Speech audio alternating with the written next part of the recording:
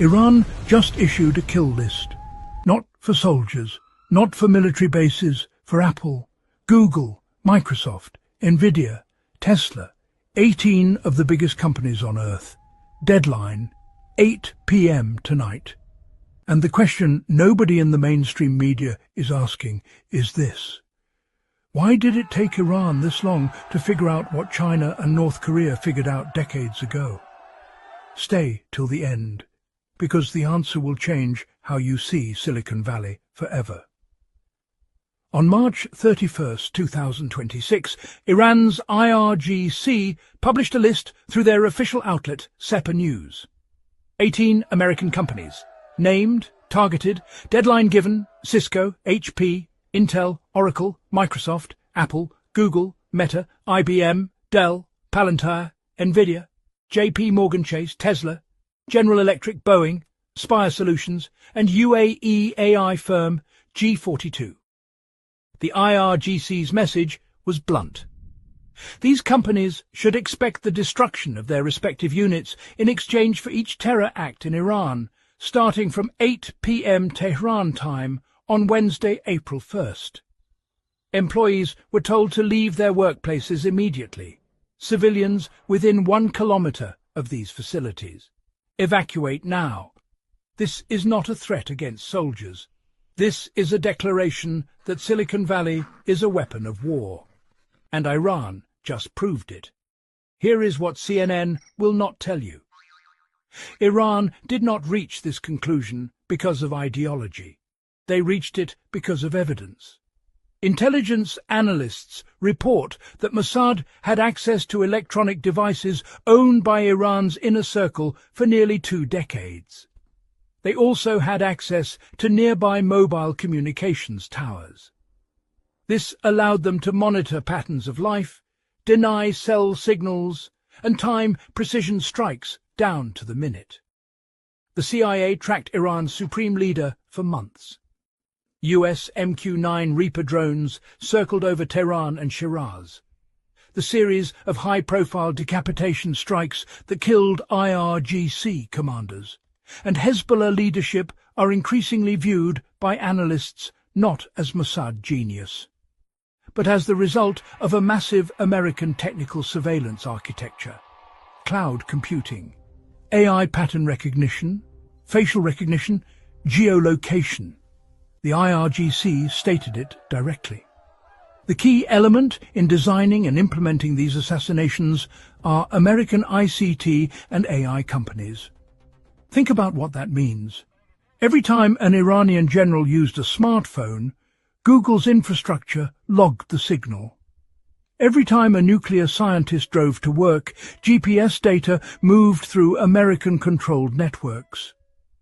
Every time a meeting happened inside a Tehran government building, cloud-based metadata told the entire story. These were not just tech companies. They were the targeting system. Now, here is the question that should make you angry. Why did Iran take this long? China figured this out 25 years ago. An Associated Press investigation found that American tech companies, to a large degree, designed and built China's surveillance state, playing a far greater role in enabling human rights abuses than previously known. China watched that happen, and then China did something about it. Chinese authorities instructed domestic companies to halt the use of cybersecurity software from over a dozen US and Israeli firms, including VMware, Palo Alto Networks, and Fortinet, citing national security concerns, warning the software could collect sensitive data and transmit it overseas. Organizations were ordered to identify all American cybersecurity products and replace them with domestic alternatives by the first half of 2026. China built Huawei. China built its own cloud. China built the Great Firewall. Not because they hate technology, but because they understood that American technology is American intelligence. And North Korea? Kim Jong-un banned American tech from day one. No Google, No Apple, no Microsoft cloud servers sitting inside North Korean government buildings. They built an internal intranet called Kwangmyong, completely isolated from the American internet. Reckless? The West called it backward. But ask yourself, how many North Korean generals has Mossad assassinated using geolocation data? 0. How many North Korean nuclear scientists have been killed by AI-targeted drone strikes? 0. The so-called crazy dictator they mocked on CNN turned out to be the only leader who understood the digital battlefield from the very beginning. Iran trusted American tech, and their generals are dead. Now, let us talk about how precise this got. In 2020, Mossad smuggled a 1-ton remote-controlled machine gun into Iran. Piece by piece. Over 8 months. They assembled it inside a pickup truck, operated it by satellite, and killed Iran's top nuclear scientist Mohsen Fakhrizadeh while minimizing risk to his wife, who was sitting right beside him. Israeli analysts concluded his death alone extended the time Iran needed to develop a nuclear capability from 3.5 months to 2 years. 1 assassination. 2 years of delay. But how did they find him? How did they track his routes, his schedule, his car? Integrated human intelligence combined with ubiquitous technical surveillance. The same architecture underpinning American cloud and AI infrastructure deployed across the Middle East. And it kept accelerating.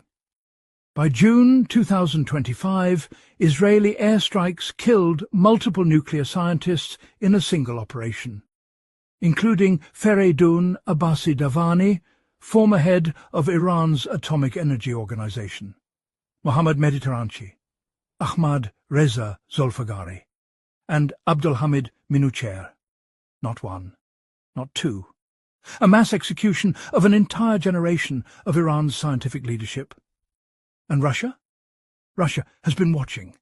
Russia has been moving off American cloud infrastructure, building domestic tech ecosystems and sanctioning Western platforms since 2014, slowly but deliberately.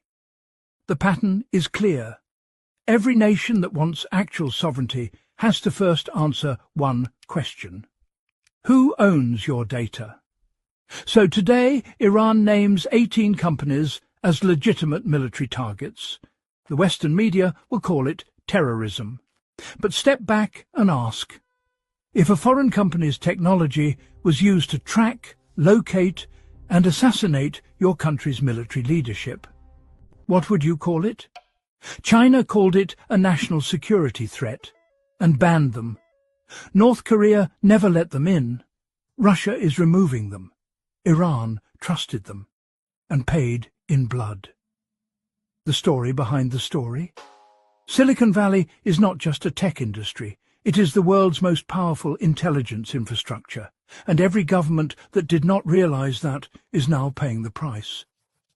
Share this before they take it down. Follow us for the story behind the story.